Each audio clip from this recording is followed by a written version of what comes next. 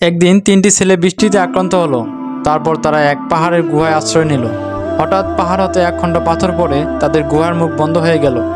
তখন তারা একে অপরকে বলল, নিজেদের কিছু ভালো কাজের কথা চিন্তা করে বের করো, যা আল্লাহর সন্তুষ্টির জন্য তোমরা করেছো, এবং তার মাধ্যমে আল্লাহর নিকট দোয়া করো, তাহলে হয়তো আল্লাহ তোমাদের উপর হতে পাথরটি সরিয়ে দিবে। তাদের থেকে একজন বলতে লাগলো, হে আল্লাহ, আমার এক চাচাতো বোন ছিল।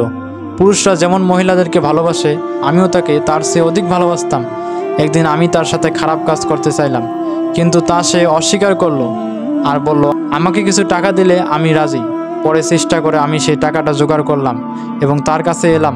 যখন আমি তার দু পায়ের মাঝখানে বসলাম, তখন মেয়েটি বলল, হে আল্লাহর বান্দা, আল্লাহকে ভয় করো, অন্যায়ভাবে আমার সতীত্ব নষ্ট করো না। তখন আমি দাঁড়িয়ে গেলাম। হে আল্লাহ, আপনি জানেন, আমি যদি শুধু আপনার সন্তুষ্টির জন্য এই কাজটি করে থাকি, তবে আপনি আমাদের জন্য পাথরটা একটু সরিয়ে দিন।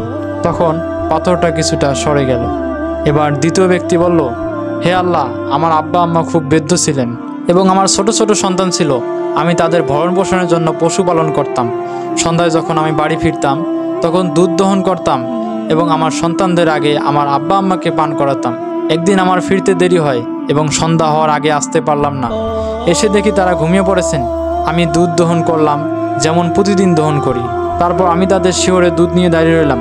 তাদেরকে জাগানো আমি পছন্দ করিনি এবং আব্বা আম্মার আগে আমার বাচ্চাদেরকে দুধ পান করানো ঠিক মনে করিনি। অথচ বাচ্চাগুলো দুধের জন্য আমার পায়ের কাছে পড়ে কান্নাকাটি করছিল। এভাবে ভোর হয়ে গেল। হে আল্লাহ, আপনি জানেন, আমি যদি শুধু আপনার সন্তুষ্টির জন্য এই কাজটি করে থাকি, তবে আপনি আমাদের হাতে পাথরটা আরেকটু সরিয়ে দিন, যাতে আমরা আসমানটা দেখতে পাই।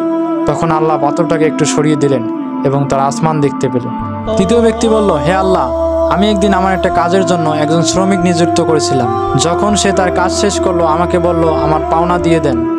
আমি তাকে তার পাওনা দিতে গেলে সেই শ্রমিক তা নিল না। আমি তার পাওনা টাকা দিয়ে কৃষিকাজ করতে লাগলাম এবং এর দ্বারা অনেক গরু ও ছাগল জমা করলাম। এরপর অনেক দিন পর সে আমার কাছে আসলো এবং বলল, আল্লাহকে ভয় করো এবং আমার মজুরি দিয়ে দাও। আমি বললাম, এই সব গরু ও ছাগল নিয়ে যাও। সে বলল, আল্লাহকে ভয় করো, আমার সাথে ঠাট্টা করো না। আমি বললাম, আমি তোমার সাথে ঠাট্টা করছি না, ওইগুলো নিয়ে নাও, এগুলো তোমার মজুরির টাকা দিয়ে এসব লালন পালন করেছি। তখন সে তা নিয়ে গেল। হে আল্লাহ, আপনি জানেন, যদি আমি আপনার সন্তুষ্টি লাভের জন্য এই কাজটি করে থাকি, তবে পাথরের বাকিটুকু সরিয়ে দিন। তখন আল্লাহ পাথরটাকে পুরোপুরি সরিয়ে দিলেন। এতে করে গুহার ভিতর বন্দি থাকা তিনজন ব্যক্তি বের হয়ে আসলো এবং আল্লাহর শুকরিয়া আদায় করলো। হাদিসে বলা হয়েছে, কোনো ব্যক্তি যদি তার ভালো কাজের দ্বারা আল্লাহর কাছে দোয়া করেন, তাহলে আল্লাহ সেই দোয়া কখনো ফিরিয়ে দেন না। তাই তো বান্দা সুখে দুঃখে সর্বদা আল্লাহকেই ডাকবে।